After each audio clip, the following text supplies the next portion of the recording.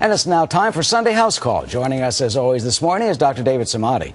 He's chairman of urology at the Lenox Hill Hospital and chief of robotic surgery there. And I think it's the only reason folks show up sometimes, because Dr. Mark Siegel's here too, associate professor of medicine at the NYU Langone Medical Center, author of The Inner Pulse, Unlocking the Secret Code of Sickness and Health, and that is what we do here on Sunday House Call. Great to see both of you. Good morning. Good morning, Doc. All right, let's get healthier, shall we? Yep. There's some new research, actually, in the fight against cancer. Everybody wants to do what they can. Scientists have discovered a way of firing up your immune system to go ahead and attack cancer cells. So, Dr. Samadi, fire it up. Yeah, so our immune system is very complex, but yet it's very interesting. And over the years, we've talked about the fact that we have used any way to boost the immune system and weakening the cancer cells, which is the way to go. Now, surgery and radiation and chemotherapy was a way to go to treat the cancer cells.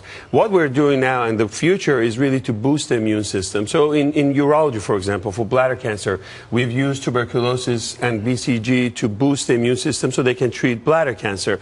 Now, we have taken some of the blood and re-engineered it and put it back in again to fight the cancer. This particular study coming from the CHOP by Dr. Wayne Hancock, which is a very interesting one, is that there's a balance between the immune system and the cancer cells. And so that's why our immune system is not going after our own cells. What happens, Jamie, if your immune system goes after your normal cells? Not a good thing, right? Type 1 diabetes happens. Multiple sclerosis is another example of that. So there are regulatory cells that kind of control the immune system.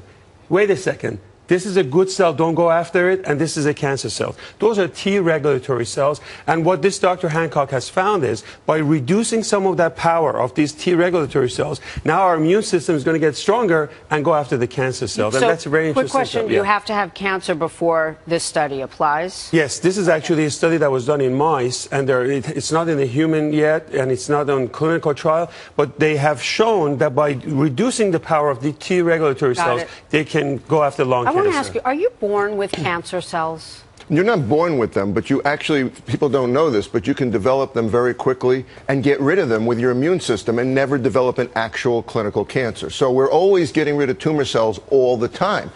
But as David is saying, you know, if we could manage to rev up the immune system, because these T regulatory cells downregulate the immune system, if we could rev it up and destroy the cancer as it's developing, as occurred in these mice, without causing autoimmune diseases where these immune system cells attack our own cells. That's what we want to avoid. We don't want to rev up the immune system, Jamie, and have it attack our own body. In this study, it didn't attack the mice body, and that's good. How should folks at home practice this? Well, here's what people at home really should understand. Cancer is misperceived as by our bodies as not being foreign. We don't see it as an invader. Science is now trying to figure out a way to get us to see it as an invader. So we make antibodies to it. Those are called monoclonal antibodies. Or we get a virus and we target the virus to the cancer cells, attack those cancer cells. We make vaccines to the cancer cells, as David was saying is going on in urology. Anything to target the cancer cell as foreign and get rid of it. In this case, these regulatory cells cause the immune system to rev up, go after the cancer, and leave the body alone.